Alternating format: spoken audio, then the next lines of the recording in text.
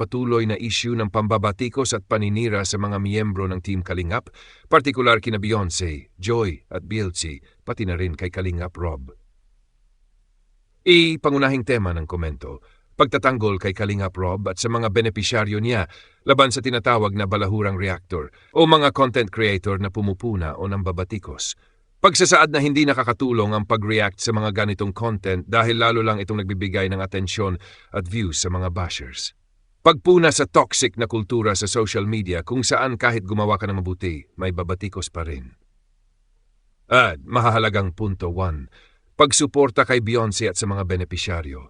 Nababahala si Jizang sa epekto ng pambabash kay Beyonce. Hindi raw siya nagko-content tungkol kay Federico na umano'y bashers ni Beyonce dahil useless. Hindi rin naman makikinig ang mga ganun. Mas nasasaktan siya kapag ang mga benepisyaryo ang tinatamaan dahil siya mismo ang tumulong sa kanila at gusto niyang gumanda ang kanilang buhay. Emosyonal na damdamin ni Kalingap Rob.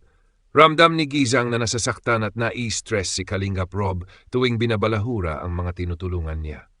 Parang ama raw si Rob sa mga ito. Siya ang nagpakilala, nagpagod at nagalaga sa kanila. Malinaw na ipinakita ni Rob ang genuine concern sa kanyang mga benepisyaryo. Bakit hindi pinapansin ang bashers? Ayon kay Gizang, huwag ng patulan ng mga reactor na puro negative content. Kapag sinagot mo, lalo lang silang nagkakaroon ng content at views. Hindi rin daw ito nakakatulong sa imahe ng Kalingap community. Ang lumalabas ay magulo sa Kalingap. Pahayag tungkol sa mga anti-Kalingap. Huwag nang bigyan ng views, huwag pansinin. Dapat daw ay good vibes content na lang ang gawin. Mas masaya, mas magaan sa puso. Inihalimbawa niya ang mga bashers sa TikTok na kahit simpleng bagay lang ay binabatikos. Tungkol sa love team at Kalingap content. May linaw na binigyang paliwanag si Gizang na hindi ititigil ni Kalingap Rob ang love team, kundi ayaw na lang niya magdagdag pa ng bagong love team. Dahil sa mga past experiences, naging eye-opener ito kay Kalingap Rob na maraming issue ang dulot ng love teams kahit sa mga sponsor. Ayon kay Gizang, kung yun ang magbibigay ng peace of mind kay Rob, ay dapat respetuhin. Usapin sa pagvivideo ng pagtulong. May mga kumukontra sa pagvideo ng pagtulong gamit ang talatang ang kanang kamay ay huwag ipaalam sa kaliwa.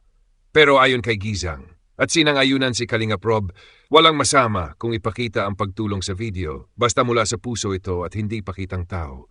Nakaka-inspire raw ito sa ibang manood, gaya ni Gizang mismo na na-inspire kay Vanna, isang YouTuber na gumagawa ng charity. Konklusyon at personal na panawagan. Ayon kay Gizang, huwag suportahan ang mga anti-Kalingap at balahurang reactors. Maging responsibleng manonood, bawasan ang views ng toxic content. Kung lahat ng content ay good vibes, charity at inspirational, mas makakabuti ito sa buong komunidad. Ito raw ang kanyang personal na opinyon bilang matagal ng reactor at hindi niya ipinipilit sa iba. Buod ng sentimiento, pagod, stress at pagkadismaya sa negativity sa social media, pagmamalasakit at pagtatanggol sa mga benepisyaryo ng Kalingap, panawagan sa positibong content at respeto sa desisyon ni Kalingap Rob, pagtutol sa toxic engagement at pangingibabaw ng content para lang sa views. Panimula ng vlogger, nagbukas ang video sa isang paanyaya sa mga manonood ng EDC at mga taga-suporta ni Kalingap Rob na panoorin ang isang marathon o sunod-sunod na video na may kinalaman sa mga issue ng Kalingap community. May binanggit ang host na may inamin o binunyag si Kalingap Rob kaugnay ng EDC at ang sinasabing paborito niya. Paalala bago ang reaksyon. Bago simulan ang seryosong usapan, pinayuhan ng host ang mga viewer na tapusin muna ang video bago magbigay ng komento o reaksyon. Iwasan ang pagiging maarate o pikon. Iwasan ang komentong nakakasakit o gawa ng inggit. Suportahan ang daily charity vlogs ni na Kuya Bal at Kalingap Rob. 3. Pagtaas ng viewers at iminungkahing focus. Masaya si Kalingap Rob dahil tumaas muli ang views ng kanyang mga video. Ngunit sinabi rin na dapat hindi lamang sa mga love team nakafocus ang mga tao kundi sa mga tunay na layunin ng channel, ang pagtulong o charity vlogs. 4. Kontrobersya. Pag-iwas umano sa love team. Naglabas ng mga hinaing ang ilan sa mga viewer. Ayon sa kanila, hindi na raw gaanong nag-upload si Kalingap Rob ng tungkol sa mga love team. Parang may iniwasan daw si Kalingap Rob, pinaghihinalaang ayaw na niyang i-feature ang mga love team tulad ni na EDC, Jom Carl at iba pa dahil sa mga issue partikular sa minor de edad. Paliwanag ng host, baka iniingatan ni Kalingap ang mga protocol tungkol sa minors. Maaring iniwasan niya ang vlogging sa mga love team para makaiwas sa legal o moral na problema. Pero ayon sa ilan, malinaw naman daw na may mga protocols at pag-iingat si Kalingap Rob sa pag-feature ng mga minors.